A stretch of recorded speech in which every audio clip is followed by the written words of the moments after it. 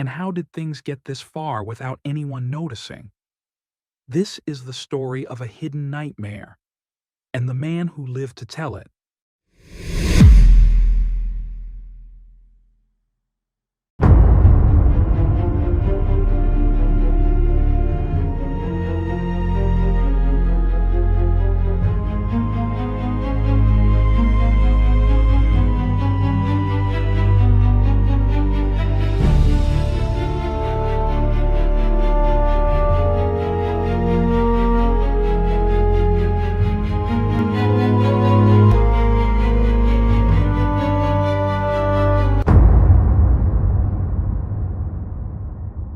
If you're a fan of true crime and criminal investigations, you won't want to miss our new book, The Ultimate Book of Serial Killers: 180 Files of the World's Most Notorious Murderers, now available on Amazon. You can also purchase the PDF version directly from our website for instant download. You'll find the link in the video description and in a pinned comment. Now, let's dive into today's case.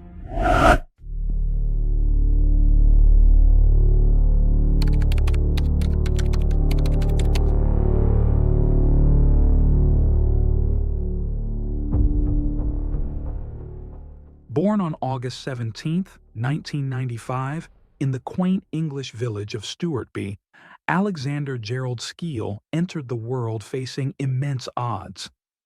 He and his twin brother Luke were born prematurely, Alexander weighing barely 1 kilogram. Immediately after birth, he was placed in intensive care, fighting for survival. His early days were filled with surgeries and uncertainty, yet he pulled through. Once he overcame his fragile health, Alexander found solace in an unexpected place: soccer. The sport became more than a hobby. It was an escape, a source of joy that carried him through childhood. He played regularly, especially on weekends, when the pressures of life seemed to disappear on the field. Though sociable and surrounded by friends, Alexander had little interest in dating. Romantic relationships simply weren't a priority. That changed dramatically at 16, just after finishing secondary school. It was then that he met the girl who would alter the course of his life, Jordan Worth. Jordan was born in April 1995 and was known for her quiet strength and deep compassion. From a young age, she dedicated herself to helping others, volunteering at animal shelters and fundraising for African children. Like Alexander, she was deeply involved in sports, excelling in gymnastics. Her academic dedication and kind heart earned her admiration from teachers and peers alike. Despite her shy demeanor with strangers, Jordan had a rare ability to connect with people once she opened up. That gentle, sincere nature was what drew Alexander to her when they met in June 2012. It happened at a university presentation, a chance meeting made possible by mutual friends. The connection between them was immediate and undeniable. Jordan came from a loving home and dreamed of becoming a teacher. She had plans to study fine arts. Her warmth and genuine interest in Alexander made him feel seen in a way he hadn't before. Their relationship blossomed quickly, and for Alexander, having a girlfriend was a new and exhilarating experience. He was happy, and his happiness showed. Jordan soon became part of Alexander's social circle. When the twins' parents left town for vacation, the boys hosted a party with childhood friends. Jordan fit in effortlessly, at least with the friends. The dynamic with Alexander's family, however, was more complicated. His mother, Geraldine, was never fond of Jordan. She saw her as difficult and critical, someone who didn't respect or understand the family's way of life. Geraldine's disapproval was far from subtle, creating tension that would only grow with time. By the spring of 2013, cracks began to form. Something unsettling happened during Jordan's 18th birthday celebration. The couple had traveled to London to mark the occasion by attending a musical. But while Alexander stepped into the hotel bathroom for a moment, Jordan vanished. He searched for her for hours, frantic. When he finally found her, she was downstairs at the hotel reception, laughing as if nothing had happened. The incident left Alexander confused. His parents were alarmed. They considered her behavior erratic, possibly even manipulative. But Alexander, still a minor and deeply in love, refused to hear it. He stood by Jordan, convinced that his parents simply misunderstood her. His devotion blinded him to what others could see clearly. He didn't yet realize that he might be the one making a mistake. That year, during the twins' 18th birthday celebration, the course of their relationship shifted. What had started as a fairy tale was slowly giving way to something far more complicated, and possibly dangerous.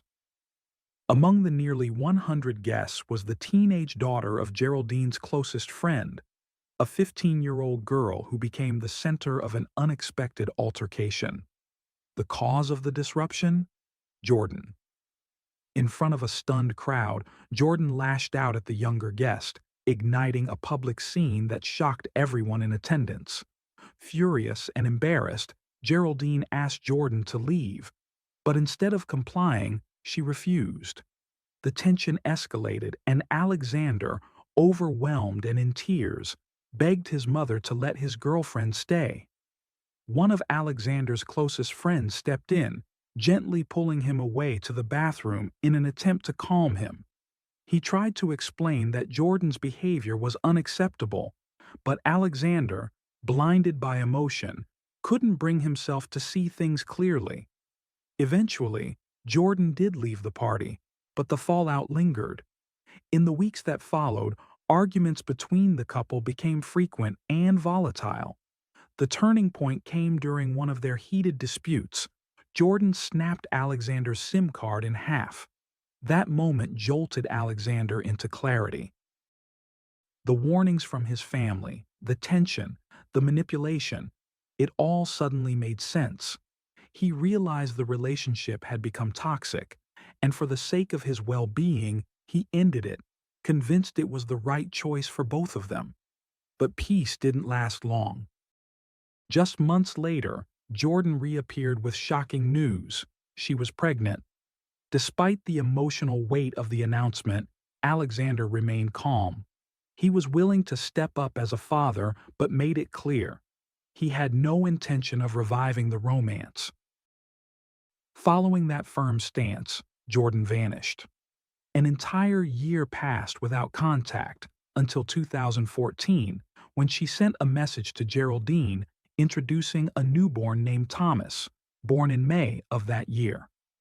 Jordan arrived at the family home with the baby in her arms. Geraldine, initially cautious, was immediately taken by her grandson. But when Alexander found out his mother had welcomed Jordan into their home, he was angry. He didn't understand how his mother could let her back in, yet Geraldine stood firm. She loved her son, but she also wanted a place in her grandson's life. Eventually, she persuaded Alexander to meet Thomas, assuring him that Jordan would not be present. Nervous and uncertain, Alexander asked his grandfather, Gerald, who he was extremely close to accompany him for emotional support. Seeing his son for the first time changed everything. In that moment, Alexander decided he wanted to be involved. He wanted to be a father. This choice led to renewed contact with Jordan. Surprisingly, she appeared calmer, more grounded, transformed by motherhood. What began as co-parenting gradually shifted into something deeper. Their bond rekindled, and in early 2015, they announced their reconciliation. But not everyone welcomed the news. Shortly after getting back together, Jordan once again crossed paths with the girl she had attacked during Alexander's birthday celebration. Without hesitation, she repeated the assault, triggering another crisis. This time, Geraldine had had enough. She issued an ultimatum. This behavior would no longer be tolerated. But Jordan responded with an ultimatum of her own. Alexander had to choose his family or his son. Faced with unbearable pressure and feeling a duty to protect Thomas, Alexander chose his son. In May 2015, he and Jordan moved into her parents' home. At just 19 years old, Alexander's world changed completely. He became isolated from his family and lifelong friends. But this separation was not entirely by choice. Behind closed doors, Jordan began to tighten her grip. She dictated what Alexander wore, how he styled his hair, and who he spoke to. She even began messaging his loved ones using his phone, pretending to be him, to push them away. Eventually, she changed his number altogether. Over time, Jordan's control became all-consuming. The relationship had morphed into something far darker than anyone could have predicted, and Alexander, once full of promise and freedom, found himself trapped in a life where his choices no longer felt like his own. What began as emotional control soon spiraled into a pattern of relentless psychological abuse. Jordan often accused Alexander of being unfaithful, insisting, without proof, that he was secretly messaging other women. These false claims became routine, each one a calculated attack on his confidence and independence. But one incident crossed a line that few could imagine. She told him his grandfather, Gerald, his lifelong anchor, had died. The news came, she said, from a message passed through her own mother. Alexander broke down completely. For hours he wept, devastated by the thought of losing the man who had helped raise him. But after watching him suffer in silence, Jordan casually admitted it had all been a lie. The death never happened. It was just another tactic, another way to remind him that love in her world came with punishment. This kind of emotional torment became Alexander's daily reality. His connection to his support system, his family, his friends, faded as he sank deeper into isolation. In July 2016, seeking a fresh start, the couple moved out of Jordan's parents' house with their son, Thomas, hoping to build an independent family life. For a short while, things appeared to improve. In their new home, with a child to care for, they decided to try for another baby. Not long after, Jordan became pregnant again. The announcement brought hope. Briefly. The calm didn't last. Control soon tightened into a chokehold. Jordan took Alexander's wallet, broke his phone, and forbade him from working. He had to quit his job as a youth football coach, a role he loved. Every part of his life was now under surveillance. She made him attend every one of her university classes at the University of Hertfordshire, convinced he'd use the time alone to visit his parents. Even his online identity wasn't his own. Friends began to notice a new social media profile under his name, one filled with angry, hateful messages that didn't sound like him. Their suspicions were right. Jordan was behind it, crafting a digital version of Alexander to keep others away. Soon, psychological torment gave way to physical violence. During a visit to a local fair, Jordan forced Alexander to swallow an entire pack of sleeping pills, punishment, she claimed, for a betrayal that existed only in her imagination. Thankfully, the dosage wasn't lethal, but the intent was clear. She wanted to erase him, piece by piece. Food became another tool of control. She began withholding meals, and Alexander's weight dropped to alarming levels. When he tried to stand up for himself, she twisted the narrative, making him believe the problem was him, that he was the reason for their suffering. At night, the torment escalated. She waited for him to fall asleep, then struck him on the head with a glass bottle she kept by the bed. Once startled awake, she would interrogate him with strange questions, tearing at what was left of his emotional stability. Jordan's violence became indiscriminate. She used whatever she could find: glass bottles, clothing, wooden sticks, even a hairbrush. One day, while driving together, she turned suddenly and struck Alexander in the mouth with that brush, shattering one of his teeth. In agony and desperation, He yanked it out himself, but it didn't end there. As time went on, the attacks grew more vicious. Jordan began using knives to make superficial cuts on his body, always stopping just short of causing serious harm, but never without leaving scars. The violence was escalating. By early 2017, Alexander was nearly unrecognizable, physically and emotionally drained, a shell of the young man he once was. No one from his family knew where he was. They hadn't seen him, hadn't heard from him. Until one day, in February 2017, he managed to make a single, desperate call. He reached out to the one person who had always protected him, his grandfather, Gerald. That call changed everything. Within hours, Gerald, along with several loved ones, rushed to the address Alexander had given them. Until that moment, they hadn't even known where he lived, and what they found would mark the beginning of a long and painful road to recovery. When Alexander's family finally located the house where he was living, they received no answer at the door. Concerned, they contacted local authorities. Officers arrived and questioned both residents. On the surface, everything seemed normal, except for one chilling detail: Alexander's walk. Uneven, pained, and clearly affected by physical trauma, it raised silent alarm bells.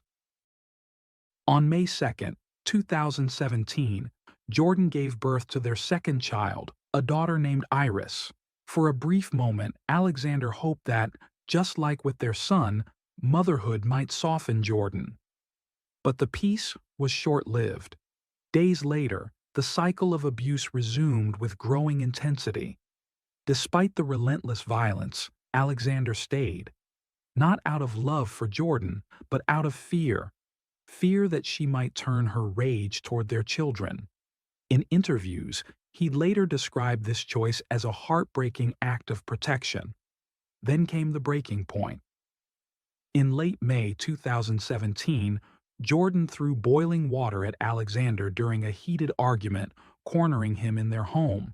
Scalded and in agony, he begged to sit in a cold bath. She allowed it, only to drag him out moments later, threatening to burn him again if he disobeyed her. The following days were the worst of his life. Then, in early June, she attacked him with a serrated bread knife. Bloodied and with deep cuts on his hands, Alexander tried to bandage the wounds using a football sock. A neighbor, alarmed by screams echoing from the house, called emergency services. But when authorities arrived, Alexander did what so many victims do. He blamed himself. Jordan stood behind him, calm and composed, telling officers that Alexander had a tendency to self-harm. Just days later, on June 10, 2017, the police returned, this time for a welfare check. An officer, immediately struck by Alexander's visible injuries, managed to pull him aside and ask him to speak privately in the patrol car. Though hesitant, Alexander finally opened up. After years of silent suffering, he told the truth. That day marked the end of his nightmare. Jordan was arrested on suspicion of assault. Alexander was taken to a safe location and given a proper meal, the first in months. Medical professionals were stunned by his condition. He was severely malnourished, his body breaking down. Doctors warned he had less than 10 days to live if he hadn't been rescued. They also discovered he had developed hydrocephalus, fluid buildup in the brain, caused by repeated blunt force trauma to the head. During her police interrogation, Jordan denied everything. She claimed Alexander had chosen to isolate himself from his family. But her own words betrayed her. She casually described her methods of abuse, objects she used, how she wielded them, reenacting scenes with a disturbing lack of remorse. On September 28, 2017, 17 charges were formally filed against her, including grievous bodily harm and coercive control, an offense only recently recognized under UK law. At her trial in April 2018, Jordan pleaded guilty to all counts. But Alexander believed it wasn't out of remorse, it was strategy. She seemed more affected by the fact that she'd been caught than by the damage she'd done. Later that month, she was sentenced to 7.5 years in prison for serious bodily harm, with an additional 6 months for coercive control. The sentence was to be served concurrently, and she was placed under an indefinite restraining order. Her conviction was historic. Jordan became the first woman in the UK to be sentenced for coercive control since the offense was codified in 2015. For Alexander, the verdict brought both relief and sadness. Years of trauma had distorted his emotional compass, but in that moment, he felt a long overdue release. Justice, at last. In June 2018, a review of Jordan's sentence was requested on grounds that it was unduly lenient, but the court upheld the original punishment. Then, on July 4, 2023, Jordan was released early after a parole hearing concluded she no longer posed a societal threat, a decision met with public outrage. Many believed it failed to reflect the true scale of her crimes. Alexander, however, chose not to dwell on her release. Instead, he focused on rebuilding his life. Today, his world revolves around resilience, fatherhood, and advocacy. His children are still too young to understand the truth. He's preserved every court record, every document, so one day, when they're ready, he can tell them the story himself. He's returned to coaching football, this time with a powerful message. His team's uniform proudly features the contact details for Mankind, a UK charity supporting male victims of domestic abuse. As an ambassador, Alexander speaks out for those who are often overlooked and unheard.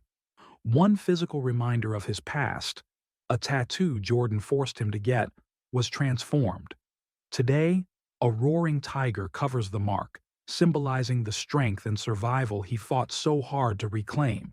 He has shared his story publicly through interviews, documentaries, and awareness campaigns.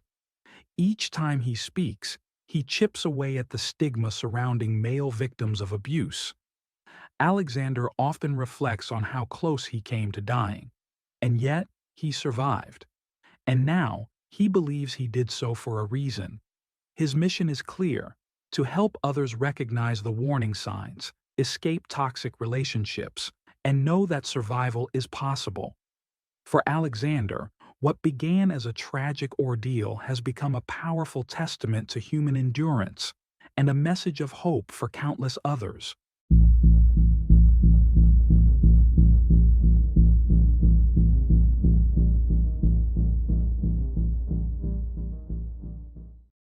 Thanks for tuning in to Unreal True Crime. If you're intrigued by mysteries from around the world, check out our new channel, Latin Crimes, where we dive into the gripping true crime stories of Latin America. Don't miss out. Subscribe now for more thrilling investigations.